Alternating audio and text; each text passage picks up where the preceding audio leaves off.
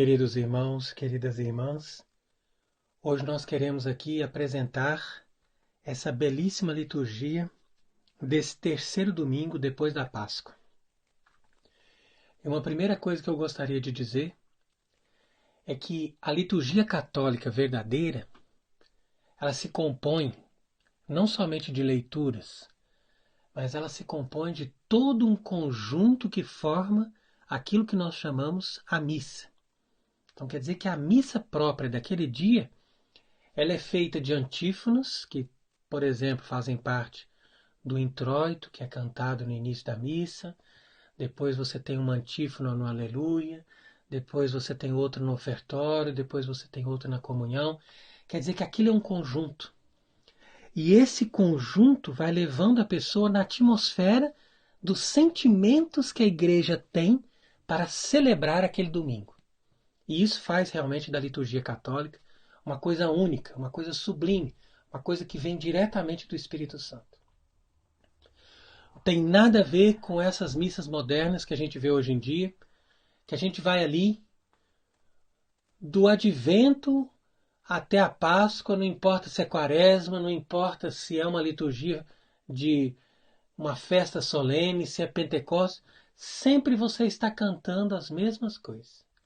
São músicas que as pessoas cantam anos e anos, músicas cansativas, músicas enjoativas, músicas que têm letras péssimas e que não dizem nada e que não são capazes de expressar o verdadeiro sentimento da liturgia.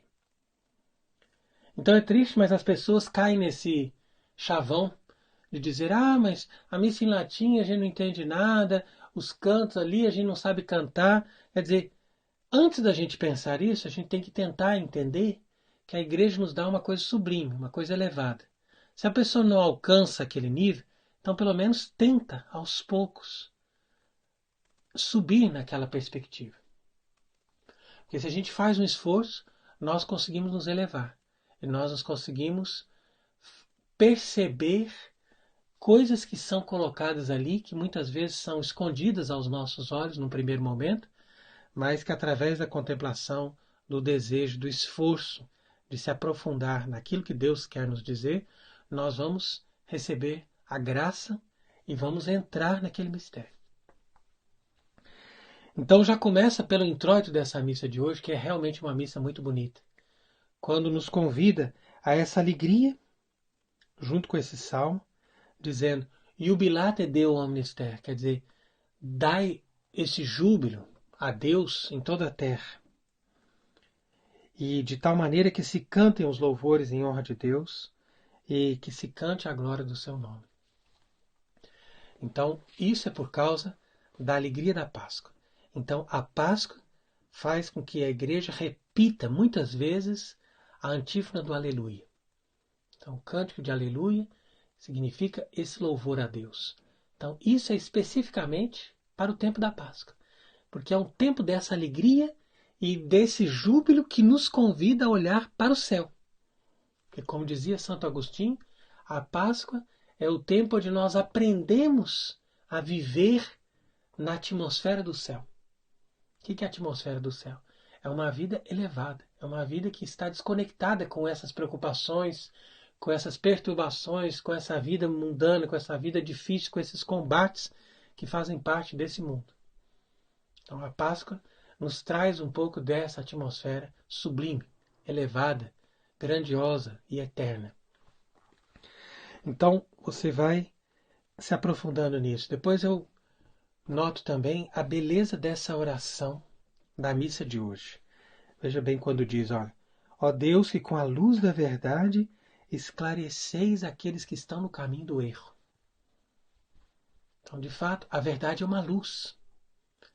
E uma coisa que nós estávamos comentando, que a maioria das pessoas não percebem, que quando você busca a verdade, você não pode buscar uma verdade, mas você tem que buscar toda a verdade. Então, por isso que fala, a luz da verdade. É uma luz que penetra tudo, porque nós queremos toda a verdade. Se você não tem toda a verdade, você tem o erro.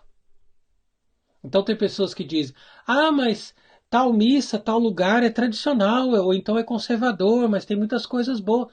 Sim, tem muitas coisas boas, mas também tem muitas coisas boas na igreja protestante. Também tem muitas coisas boas na igreja anglicana. Também tem muitas coisas boas entre os ortodoxos, ou mesmo entre os budistas, ou até mesmo entre os judeus. Quer dizer, coisas boas nós vamos encontrar em todos os lugares. E uma parte da verdade nós vamos encontrar em todos os ambientes. Então, não é porque você tem uma parte da verdade ou 99% da verdade que você tem a Igreja Católica. A Igreja Católica só existe quando você tem 100% da verdade. Se existe um pequeno erro, ali não está a Igreja Católica. E isso é que nós temos que estar sempre percebendo e denunciando. Porque, como nós explicamos sempre, o nosso objetivo não é fazer ecumenismo ou sermos amiguinhos de todos para construirmos essa fraternidade universal, que é o sonho desta nova igreja que está instalada no Vaticano. A igreja verdadeira de Cristo, ela não pensa na fraternidade universal. Por isso que Jesus disse: o mundo vos odeia porque o mundo me odiou primeiro. Agora, se o mundo odeia Cristo, como que nós vamos fazer uma fraternidade universal? Nós vamos fazer uma união com aqueles que odeiam o nosso Mestre, o nosso Senhor, o nosso Salvador? Impossível. Então, por isso que nós temos que pedir essa luz da verdade, que vem do magistério da igreja, que vem como fonte de graça, que o Espírito Santo dá somente para a Igreja Católica. A Igreja Católica verdadeira, que sempre teve a verdade, que sempre ensinou a verdade, que sempre nos manteve longe do caminho do erro, só ela pode nos dar essa salvação. Porque a Igreja Católica, ela não é feita só de tradição, ela não é feita somente de conservar costumes ou ritos do passado. A Igreja Católica é feita de uma doutrina perfeita, de uma harmonia e de uma verdade completa, que é revelada por Deus não somente no passado, mas no hoje, de cada dia. E é por isso que nós celebramos a liturgia, porque quando nós celebramos a liturgia, nós celebramos esta união de Cristo com a igreja que acontece hoje, na vida de cada liturgia que é celebrada em comunhão com a verdadeira igreja de Cristo. Por isso diz: para que possam voltar ao caminho da justiça, concedei aos que professam a fé cristã que rejeitem, tá vendo? Rejeitem tudo que é contrário ao nome de cristão e sigam o que lhe é conforme. Então nós temos que rejeitar, não tem meio termo. Rejeita tudo aquilo que é contra o catolicismo, que é contra a igreja, e abrace tudo aquilo que é conforme a igreja, conforme o catolicismo, conforme a vontade de Deus. Isso é o caminho da justiça. Porque a justiça, em primeiro lugar, é aderir à verdade, e em segundo lugar é fazer o que Deus nos pede. Porque isso é justo e esse é o caminho do bem. Por isso que vai dizer também São Pedro: eu vos exorto a abster-vos como estrangeiros e peregrinos dos apetites carnais que são contrários à alma. Então, essa exortação aqui de São Pedro é muito importante, porque nós não estamos definitivos nessa vida. Toda vez que a gente se instala e que a gente pensa que nós estamos definitivos nessa vida, então nós queremos viver uma vida boa, uma vida perfeita, uma vida de gozos e prazeres na terra, e aqui nós esquecemos do nosso destino eterno. E São Pedro nos dá aqui uma belíssima exortação quando ele diz: como estrangeiros e viajantes, ou peregrinos, vos exorto a abster-vos dos apetites carnais. Tende uma conduta honesta, a fim de que, quando alguém vos caluniar, como se fossem malfeitores, ao observar as vossas boas obras, por causa delas, glorifiquem ao Senhor. Então diz ainda: sejam sujeitos por amor de Deus a toda instituição humana, seja o rei como soberano, seja os governantes como delegados dele, para o castigo dos malfeitores e louvor dos beneméritos. Pois é a vontade de Deus que, praticando o bem, caleis a ignorância dos homens insensatos. Então aqui São Pedro, como também São Paulo vai fazer em outras cartas, ele nos orienta de verdade a termos essa submissão aos governantes. Mas os governantes que ele diz aqui são governantes legítimos. Ou seja, enquanto eles não estão contra Deus. Então veja que até os governantes pagãos daquela civilização pagã, eles sempre buscavam o bem e a justiça. Não são como os governantes de hoje em dia, que eles não somente não professam a fé, mas eles são contra Deus. E eles fazem leis injustas contrárias aos mandamentos de Deus. Então isso aqui é bem diferente desse critério aqui de São Pedro. Por isso que nós não devemos ser sujeitos a eles, a não ser naquilo que nós somos obrigados, para nós não sermos presos ou para nós não sermos taxados de grandes multas. Mas do contrário, nós não temos essa sujeição com os governos modernos, porque esses governos modernos estão em oposição a Deus. É diferente daquilo que acontecia ali, mesmo que eles fossem pagãos. Mas ele diz também: vós, como servos, sede submissos com todo respeito aos vossos senhores, não somente aqueles que são bons e pacíficos, mas também aqueles que são rigorosos, porquanto isto agrada a Deus. Então, aqui ele dá um conselho de profunda sabedoria, quer dizer que você não se submete a um superior ou a um patrão simplesmente porque ele é bom ou justo, mas também quando ele é rigoroso ou quando ele é uma pessoa que às vezes te oprime, você se submete a essa pessoa com humildade para agradar a Deus através daquela submissão que você oferece ao próprio Deus. Então isso daí também é uma forma de nós crescermos na nossa espiritualidade na medida em que nós sabemos que Deus permite muitas vezes que nós sejamos colocados muitas vezes sobre uma obediência que às vezes é pesada, é difícil, mas desde que ela seja alinhada com aquilo que está de acordo com a fé e com a moral, então você pode exercer essa obediência com méritos. Você só não pode se submeter a um superior ou a alguém que seja contrário a Deus.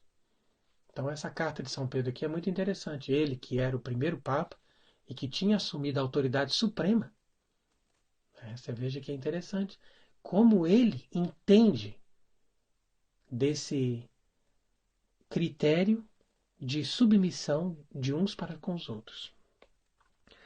E aqui vejo que Jesus está falando aqui no Evangelho algo que também deve nos levar a uma reflexão bonita. Quando ele diz: a mulher, quando dá à luz o filho, está triste, porque chegou a sua hora. Mas logo que a criança nasce, esquece as dores que sofreu, com a alegria de ter trazido ao mundo uma criatura humana. Assim também vós agora estáis tristes. Mas outra vez os verei, e o vosso coração estará cheio de gozo. E ninguém tirará a vossa alegria. Então, isso é o tema fundamental desse domingo, que nos leva a essa reflexão de fato de que nós estamos entre esses dois mundos. O mundo que pertence ao combate, que pertence aos homens, que pertence à lógica da injustiça, e o mundo que pertence a Deus. Enquanto nós estamos nesse mundo e que nós estamos nesse combate, nós estamos tristes. Então a nossa vida pode ter momentos de consolação, pode ter momentos de alegria, pode ter momentos de consolo, mas normalmente nós estamos tristes. Porque uma pessoa que realmente busca a Deus e que realmente está no caminho da salvação, essa pessoa sofre muitas contrariedades, muitos sofrimentos, muitas dificuldades, cada dia, para ela perseverar no caminho de Deus. E isso dá uma certa tristeza. E essa tristeza é necessária, de certa forma, para nos purificar, porque muitas vezes nós temos desejos contrários à vontade de Deus, ou muitas vezes nós temos apegos desnecessários, ou muitas vezes nós temos planos, projetos, sonhos que não correspondem necessariamente àquilo que Deus quer. Então, é necessário que a gente passe por isso. E essa tristeza, ela tem uma razão de ser. É por isso que São Paulo também diz na segunda carta aos Coríntios, capítulo 6, que existe uma tristeza segundo Deus e uma tristeza segundo o mundo.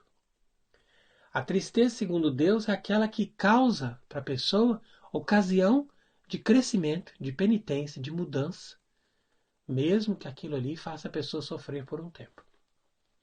Enquanto que a tristeza segundo o mundo é a tristeza que não tem proveito, ou seja, quando a pessoa fica triste, fica depressiva por causa da tentação do diabo de dizer, olha, tá vendo? Você não vale nada, ou você não é amado, ou você não merece, ou você não vai conseguir nunca nada, Deus não está com você. Quer dizer, a pessoa assume pensamentos negativos, e esses pensamentos negativos começam a influenciar a vida da pessoa, e nisso a pessoa tem uma tristeza segundo o mundo, como diz São Paulo, que é uma tristeza sem mérito, que não adianta nada, ao contrário, leva a alma à morte.